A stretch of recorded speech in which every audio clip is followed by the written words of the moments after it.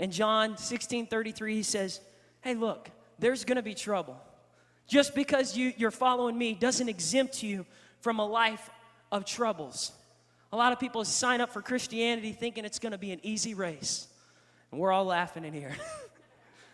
There's times where we have to press through. We have to persevere, even when things don't go our way. Jesus said, guys, these are the guys who've been following him for several years. And he says, look, there's going to be trouble, but be of good cheer. I've overcome the world, and greater is he that's in us than he that's in the world. Romans 8:11 says that we have resurrection power living and dwelling on the inside of us. The same power that raised Christ from the dead is inside of you and me. Why should we not give up? Because we have everything it takes to finish this race. We don't have to quit. We don't have to get discouraged because someone's already gone ahead of us. He's already finished the race for us. We've got pioneers that are up there cheering us on. Isn't that encouraging? You know, the secular world gets this. Many teams, they hold up their four fingers at the end of the game. They know this is the quarter that counts. If we just finish strong now, we can make it. In the NFL, NBA, college sports, you'll see it on TV. They'll hold up four fingers. And I interviewed one of my friends, AJ, who played for TU. I said, what's the fourth quarter like at TU? What does the coach tell you? What are the players like? He said, Paul, it's the most intense part of the game. On the sidelines, you don't want to look at the coach. He'll get really intense. He'll come over and he'll say, boys, this is the fourth quarter. We don't lose in the fourth quarter. We don't quit in the fourth quarter. And we sure don't give up in the fourth quarter. No matter if we're ahead or behind, we're going to win this quarter. All right? And AJ says, it's pretty intense. Everyone holds up their four fingers. But you know what? I said, what was the most intense comeback game that you had? He said, we were playing UTEP several years ago. And it was the last game of the season. We were in a bowl with them. And we were down 3 touchdowns going into the fourth quarter. And at this time, the coach didn't walk by us. He said it was one of the seniors who walked down the field with tears in his eyes. And he looked at every player, and he screams out, this is the fourth quarter. We don't give up. We don't quit. And we sure don't lose in the fourth quarter. And he looked at his teammates, and he said, get your 4 fingers up. And the whole stand stood up with 4 fingers as TU came back, scored 3 touchdowns. They ended up beating UTEP that game. But I'm telling you what, some of you have gone through some tough times. You might have messed up in the beginning. You might have had some fumbles, some interceptions, some turnovers. Maybe there was something that happened in your marriage and your finances. As an individual at school, you gave up, you quit. And God's saying, here's the ball. Get back out there. Run stronger. Finish strong. Don't give up now. This is what Proverbs 24:16 says.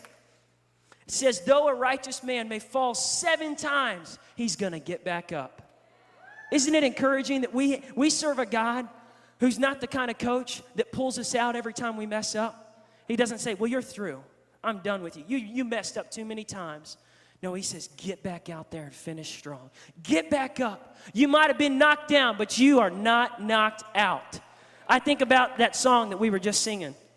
The offering song, get back up again. They had different people who had been hurt in different ways, but they just said, get back up again. You might be knocked down, but don't get knocked out. I think this was one of my favorite books that my dad wrote, Knocked Down But Not Out. How many of you have read this book? If you haven't, you should read it. It's one of the most encouraging books. But I believe that God is calling us to get back up. Now's not a season to stay down. We've got to get back up. Your attitude and determination to finish strong influences everybody else. I remember in 2nd grade, I was playing baseball, and I wasn't a great baseball player. And I didn't know how to stand when I held the baseball bat. In fact, I was standing on top of the plate like this with the bat.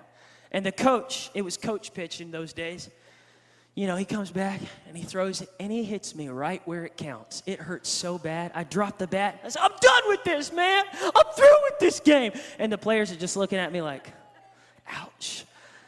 But my dad happened to be at the practice. And he said, Paul, we don't quit, son. You're going to finish strong. And at the end of the season, if you decide you don't want to play next year, you can do that. But finish this season because you influence all the rest of the team. And I said, yes, sir. He said, come on, go back out there. So I went back out there, and this time I was about 8 feet away from the plate. And the coach said, Paul Doherty, just scoot a little closer. So I got a little closer. He hit me 2 times in a row in the same spot. I dropped the bat. I said, no, I'm done, Dad. And he said, Paul, come on, I'll throw the ball. So my dad walks out there. It's a good thing when dad walks out there. I thought so. He took the ball. This time I'm about 20 feet away from the plate. He says, Paul, come on, just get up there and bat. So finally I get up there, just kind of sticking it out there. I get hit 3 times in a row in the same spot.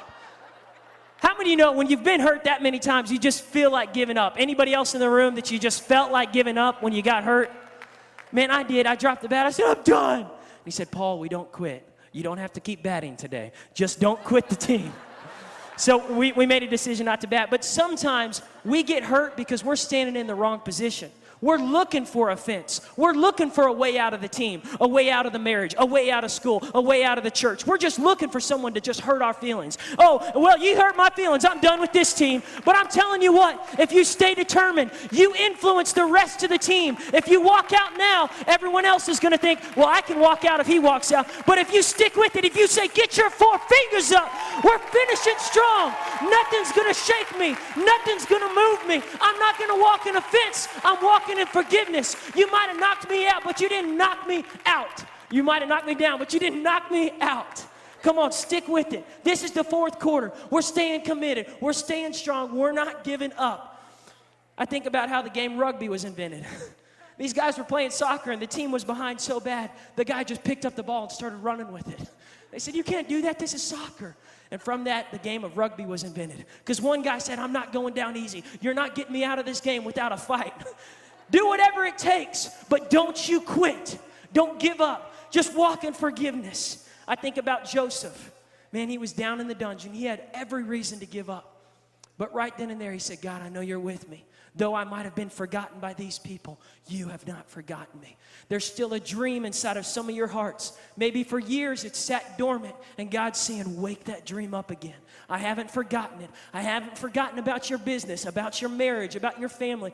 Maybe you've given up on somebody that you believe in for to get saved. I heard somebody say this once, and I'm holding on to it. He said, if there's still breath in their lungs, there's still a chance. Some of you might say, well, he's refused to come to church. She's given up completely. She's walking totally away from God. If there's still breath in her lungs, there's a chance. Don't you ever give up on somebody. Let us never give up on the prodigal sons and daughters. Come on, let's get up and let's just speak. Lord, they're coming back. God, I pray, Lord, it's coming to pass. The dreams that you've placed in this church, Lord, you haven't given up on us. If there's still time on the scoreboard, there's still a chance to win. Amen? Amen. I'm getting excited up here. I don't know if anyone else is. A philosopher said, it's not what happens to you, it's how you react that matters. I think one of the saddest stories in the Bible of someone who gave up was the story of Demas. In 2 Timothy chapter 4, verse 9, Paul writes to Timothy, send them to me quickly. Demas has forsaken me, having loved this present world. He's walked away. He must have gotten caught up between the excitement of following Jesus and the reality of trouble setting in.